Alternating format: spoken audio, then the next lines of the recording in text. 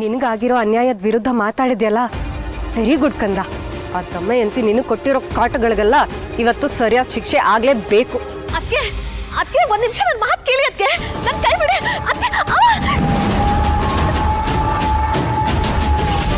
ದಮಯಂತಿ, ನೀನು ಇಷ್ಟೊಂದು ಕೀಳಾಗಿ ನಡ್ಕೋತೀಯ ಅಂತ ನಾನು ಅನ್ಕೊಂಡಿರ್ಲಿಲ್ಲ. ನನ್ನ ಮೊಮ್ಮಗಳಿಗೆ ಹಿಂಸೆ ಕೊಡುವಂತ ಕೆಟ್ಟ ಬುದ್ಧಿ ನಿನಗೆ ಯಾಕೆ ಬಂತು? ಪಾಪ ಸಣ್ಣ ಮಗು, ಅದ್ರ ಮೇಲೆ ದ್ವೇಷ ಸಾಧಿಸ್ತಾ ಇದೆಯಲ್ಲ. ಅಂಥದ್ದೇನ್ ಮಾಡಿದ್ರು ನಮ್ ಹಿತ ನಿನ್ಗೆ? ಅವಳನ್ನ ಆ ರೀತಿ ನಡೆಸ್ಕೊಂಡಿದ್ಯಲ್ಲ. ನಮ್ಮ ಮಗುಗೆ ಕಾಟ ಕೊಡೋಷ್ಟು ಧೈರ್ಯ ಬಂತ ನಿನ್ಗೆ?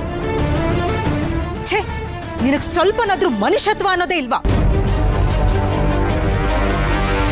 ಓ ದೇವ್ರೆ, ನೀವೆಲ್ಲ ಯಾಕೆ ನಾನೇನೋ ಮಾಡ್ಬಾರ್ದು ಮಾಡಿದೀನಿ ಅನ್ನೋ ತರ ಮಾತಾಡ್ತಾ ಇದ್ದೀರಾ?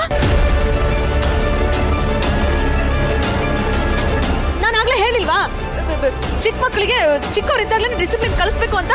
ನಾನು ಅದಕ್ಕೆ ಅವಳಿಗೆ ಆ ಥರ ಶಟ್ ಅಪ್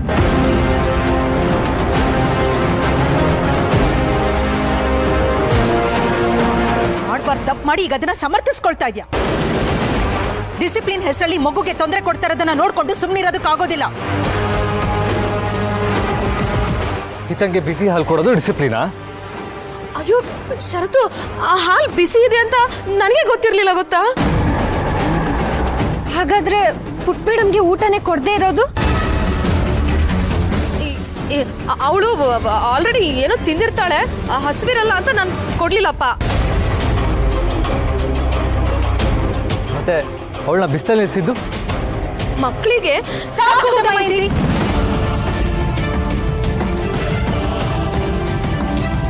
ನಿನ್ ಬಾಯಿಗೆ ಬಂದಿದ್ದನ್ನ ಹೇಳಿದ್ದು ಸಾಕು, ನಾವುಗಳದನ್ನ ಕೇಳಿಸ್ಕೊಂಡಿದ್ದು ಸಾಕು. ನಿನ್ನಂಥವಳಿಗೆ ಈ ಮನೆಯಲ್ಲಿ ಜಾಗ ಇಲ್ಲ. ಈಗಲೇ ಈ ಕ್ಷಣನೇ ಈ ಮನೆಯಿಂದ ಆಚೆ ಹೋಗು.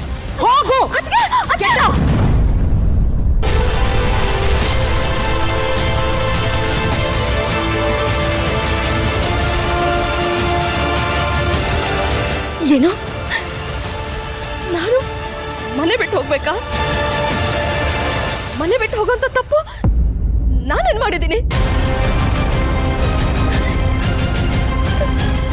ಅಣ್ಣ, ನೀನಾದ್ರೂ ಅತ್ತಿಗೆಗೆ ಹೇಳಣ್ಣ, ನಾನು ಯಾವ ತಪ್ಪು ಮಾಡಿಲ್ಲ. ನಾನ್ ನಿನ್ಗಿರೋದು ಒಬ್ಳು ತಂಗಿ ಅಣ್ಣ, ಪ್ಲೀಸ್ ಅಣ್ಣ. ಹೌದು, ಇರೋವಳು ಒಬ್ಳೆ ತಂಗಿ.